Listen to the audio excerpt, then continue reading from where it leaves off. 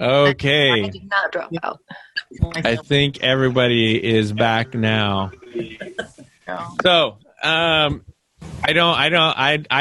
stayed out of any room today because I wanted you guys to discuss freely.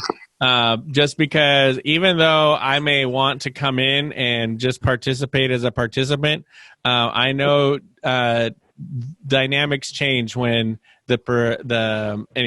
when somebody else steps in and now the teacher's in the room and everybody's on their best behavior. And so I hope you had a great dialogue with people in your breakout room. And maybe you found out you disagree with some people politically, but my prayer is that you would love one another unconditionally. And so what better way to do that than to come to the Lord's table, where all of us are equal. We are all the same. There's no one that is above any other. And in fact, when we come to the Lord's table, we realize that there really only is one who is supreme and one who is king, and that's the Lord Jesus. And so if you would take your cracker or cookie or whatever you have, today I have a Ritz cracker. Other days it's been Wheat Thins, and one week it was an Oreo cookie that one of my daughters brought me. But we come to the table, and I really want us to look at what's in your hand. And because the reason is that Jesus said, as often as you do this and remember me. And so I want us to look at this as like not just a time that we eat crackers and drink juice or whatever you may have, but that we look at this and be like, the next time I eat a Ritz cracker, I'm going to remember the Lord's sacrifice for me. As often as you do this, he says, do this in remembrance of me. He was doing this at a Passover supper that they were having. And maybe that meant they were supposed to only remember to remember him every Passover once a year. Or maybe that was a common meal that they had. And he was just saying, as often as you have this, remember me. Like that, the voice and the work of Jesus should not be far from our memory. We should be meditating on him constantly.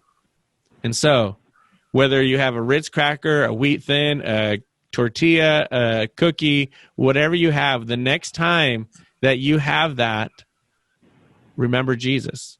Remember the sacrifice that he gave for you. And so, let us then all together partake of the Lord's body that he sacrificed for us.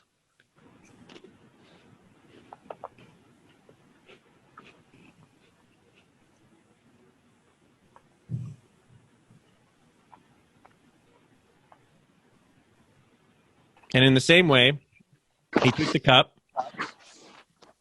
and he said, this is my blood that is spilled for you, that was shed for you. And so, in the same way, the next time you have whatever juice or soda or water or milk or whatever you had available to you, remember Jesus and the sacrifice that he made for you. He spilt his blood. Why? The one message I talked about today, so that he could make a way for you to get back to the Father. Because without that, we don't have anything. We are lost, not only now and today, but immortally. So let's take the cup together.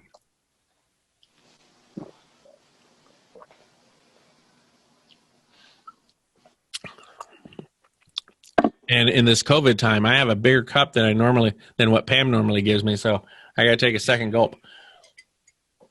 I can do the whole congregation with what you just drank. I know, right? But I sure enjoy grape juice. So I'm enjoying getting more than just a thimbleful. Mm-hmm.